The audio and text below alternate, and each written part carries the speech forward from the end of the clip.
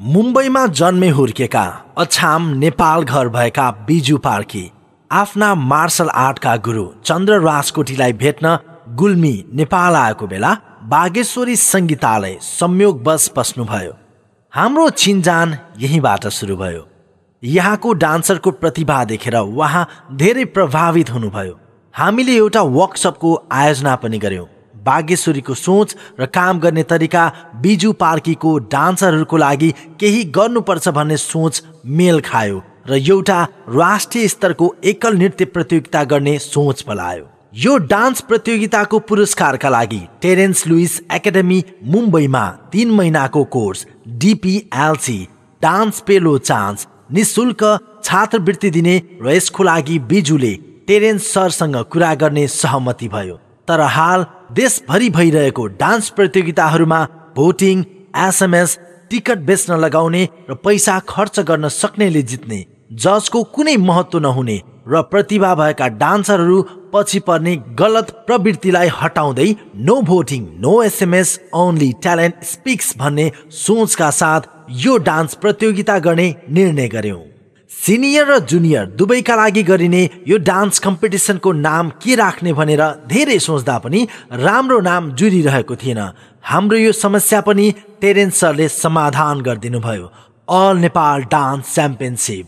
हजुर, यो नाम टेरेन्स सरले दिनुभएको नाम हो, all Nepal dance championship. Thank you so much Terence sir. बिजुले मुम्बईमा टेरेन्स सरसँग कुरा गर्दा उहाँले एकै वचनमा सहमति जनाउनु भयो र म फाइनल जज गर्न आउँछु भन्ने वचन पनि दिनुभयो। यस कुराले बिजु र टेरेन्स सर बीचको सम्बन्धको घनिष्ठता छर्लङ्ग पार्छ र टेरेन्स सरको डान्स प्रतिको समर्पण भावलाई पनि। नाम जुरेपछि लोगो र थिम म्युजिक मन छुने गरेर बनेर आयो। कार्तिक 6 गते पहिलो अडिसन बुटवलबाट सुरु भयो। जुन उत्साह, जोश र सोचका साथ AND च्याम्प सुरु गरेका थियौं, सो अनुरूप डान्सरहरूको सहभागिता ज्यादै कम भयो।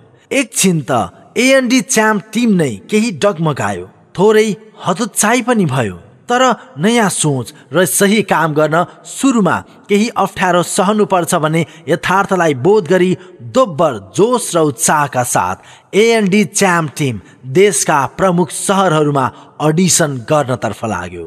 सबै ठाउँमा सुरुमा विरोध हुने, नो भोटिङ नो SMS भन्दा कसैले नपत्याउने, टेरेन्स लुइस बुटवल आउने सम्भव छैन भन्ने। तर अडिसन सकेपछि जजहरूको निष्पक्ष निर्णय देखेर सबै प्रभावित हुँदै गए र AND को सोच no voting no SMS only talent speaks को सत्यता सबै माझ लोकप्रिय हुँदै गयो। अडिसन पछिको 3 round, chorio round, unique round र ग्रान्ड फिनालेका लागि अडिसनमा छनौट भएका 274 जना सिनियर जुनियर कन्टेस्टेन्टहरूलाई बुटवलमा ल्याउनु, राख्नु, कोरियो सिकाउनु, वर्कसप दिनु आदि सबै कार्य गर्न AND च्याम्प टिम पूर्ण रूपले तयार भएर बसेको थियो। तर त्यही बेला मङ्सिर 16 गतेबाट भएको बन्दले गर्दा हामीलाई ठूलो चिन्तामा पार्यो। यो समस्यालाई पनि हामीले सबै कन्टेस्टेन्टहरूलाई राति यात्रा गरेर आउन भनेर समाधान गर्यो। छनौट भएका जिल्ला बाहिरका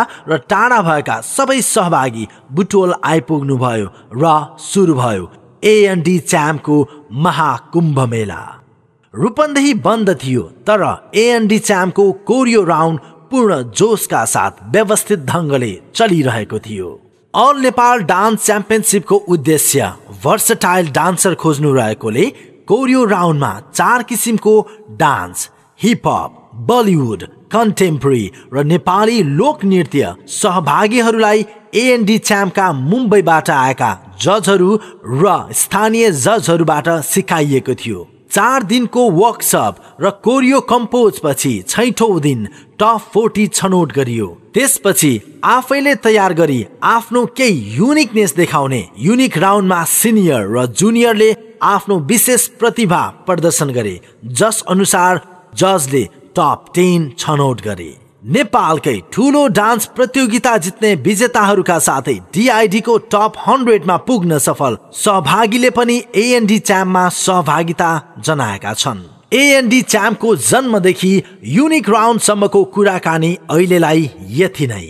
ग्रान्ड फिनाले हजुरहरूले हेर्दै हुनुहुन्छ र टेरेन्स लुइस हाम्रो माझमा हुनुहुन्छ।